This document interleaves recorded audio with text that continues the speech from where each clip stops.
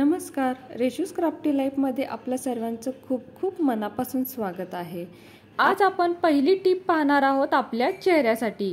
तर सध्या सणांचे दिवस चालू आहेत, म्हणजे वेगवेगळे सण चालू आहेत, तर आपण आपल्या चेहऱ्यासाठी ब्लीच, फेशियल असं काही ना काहीतरी करतच असतो। तर आज ही छान अशी त्यासाठीच टिप आहे। त्यासाठी आपण इथे एका प्लेटमध्ये थोडीशी हळद घ्यायची आहे। तर इथे साधारण मी 1 चमचा हळद घेतलेली आहे। यामध्ये आता 1 चमचा दूध घालायचं। तर दूध इथे उकळून थंड केलेले दूध घालायचं, म्हणजे कच्चं दूध नाही वापरायचं। तर हे आता चांगलं एकत्र मिक्स करून घ्यायचं। इथे मी जी हळद घेतलेली आहे ती एकदम प्युअर आहे, म्हणजे कोणतीही यामध्ये भेसळ नाही। तर आता हे मिश्रण आपल्या चेहऱ्याला लावायचं आहे, पण हे असंच लावायचं नाही, तर काय करायचं, आपल्याला चेहऱ्याला चांगला मसाजही करून घ्यायचे आहे।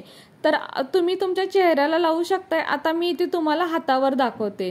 तर इथे हवं तर आपण कापसाचा बोळा वापरून हे मिश्रण चेहऱ्याला लावू शकतो, किंवा डायरेक्ट जसं मी आता हाताने घेतलं तसं घेऊन अशा प्रकारे गोलाकार मसाज करायचा। तर हे पहा, जसं मी हाताला मसाज करत आहे त्याच पद्धतीने चेहऱ्यावरती असा गोलाकार मसाज करायचा। तर कसं आहे, दूध हे आपलं स्किन क्लीन करायचं काम करतं, व हळदीचे उपयोग तर तुम्हाला माहितीच आहेत। चेहऱ्यावरचे डाग किंवा वांग तसेच चेहऱ्याचा कलर उजळवण्यासाठी याची मदत होते।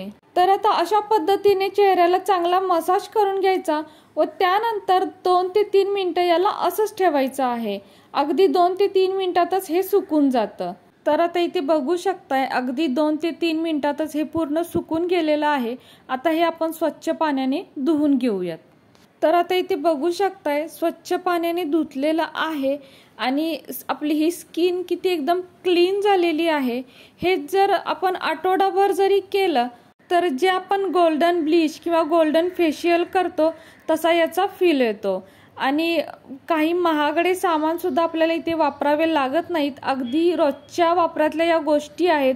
फक्त दूध आणि हळद या 2च गोष्टी वापरून इथे आपल्याला याचा छान असा रिझल्ट मिळतो। तर तुम्ही हे एकदा नक्की करून पहा।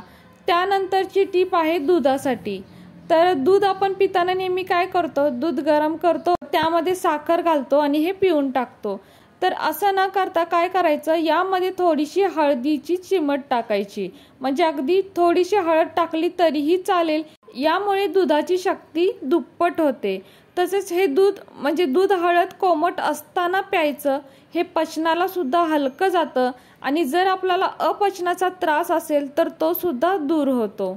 तसेच सर्दी, खोकला यासारख्या आजारापासून आपण दूर राहतो व आपली इम्युनिटी सुद्धा वाढते। त्यामुळे दूध घेताना आता हळदीचा वापर नक्की करा। त्यानंतरची टीप आहे, सर्वात महत्त्वाचं म्हणजे आपलं हे बेसिन। आता हे बेसिन पहा, इथे मी स्वच्छ घासलेलं आहे, पण हे बेसिन फक्त वरूनच स्वच्छ होतं, जे याच्यातून पाणी जातं। म्हणजे ऑब्विसली बेसिन मध्ये आपण तेलकट भांडी घासतो, धुतो, तर हा तेलकटपणा या बेसिनचा जातो, कारण आपण बेसिन घासतो। पण पाईप मध्ये असलेल्या तेलकटपणाचं काय, कारण हे पाणी पाईप मधूनच जातं ना। तर ह्या पाईपचं तेलकटपणा जाण्यासाठी आता एक काम करायचं, बेसिन घासण्यापूर्वी किंवा घासण्यानंतर असं हे गरम पाणी या बेसिन मध्ये ओतायचं। यामुळे याच्यातला जो तेलकटपणा आहे म्हणजे पाईप मधला, तो पूर्णपणे निघून जातो। तर हे पहा, बेसिन घासण्यापूर्वी जर आपण हे पाणी ओतलं तर बेसिन साफ करायला सुद्धा आपलं सोपं जातं। खूप असं घासत बसावं लागत नाही, कारण तेलकट असेल तर बेसिन खूप घासावं लागतं। कधी कधी या तेलकटपणामुळे पाईप इतकी तेलकट होऊन चॉकअप होते की पाईप बदलायची वेळ येते। तर अवश्य हे गरम पाणी वापरा। त्यानंतरची टीप सुद्धा बेसिन साठीच आहे। तर काय करायचं, एका प्लेटमध्ये 1 चमचा हळद घ्यायची व थोडासा यामध्ये सोडा घालायचा। तर हा बेकिंग सोडा म्हणजेच खाण्याचा सोडा आहे, तो आपल्याला यामध्ये टाकायचा आहे व दोन्ही एकत्र चांगलं मिक्स करून घ्यायचं। तर इथे बघू शकताय, हे दोन्ही आपण चांगलं एकत्र मिक्स केलेलं आहे। आता यानंतर काय करायचं, हे जे मिश्रण आहे ते आपल्याला या बेसिन मध्ये टाकायचं आहे। तर काय करायचं, हाताने किंवा चमच्याने असं थोडं थोडं या बेसिन मध्ये हे टाकायचं। हळद ही अँटीबॅक्टेरियल आहे, हे आपल्याला माहितीच आहे।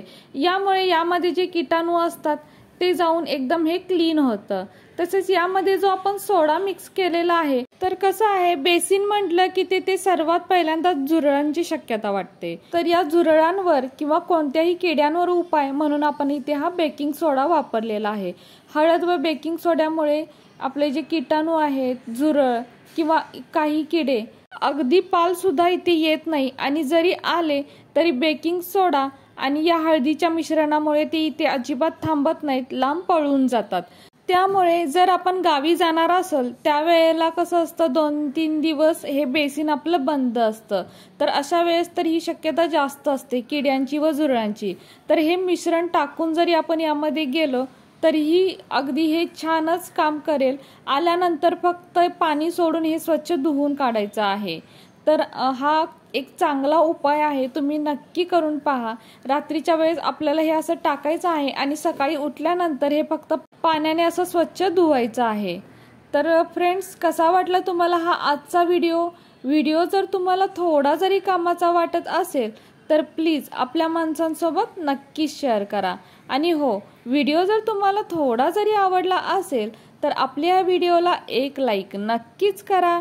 नवीन असाल तर चॅनलला सबस्क्राईब करा, सोबत बेल आयकॉन प्रेस करा, म्हणजेच मी बनवलेले असेच नवनवीन व्हिडिओ सर्वात आधी तुम्हाला मिळतील. आता पुन्हा भेटू अशाच एका नवीन व्हिडिओ सोबत.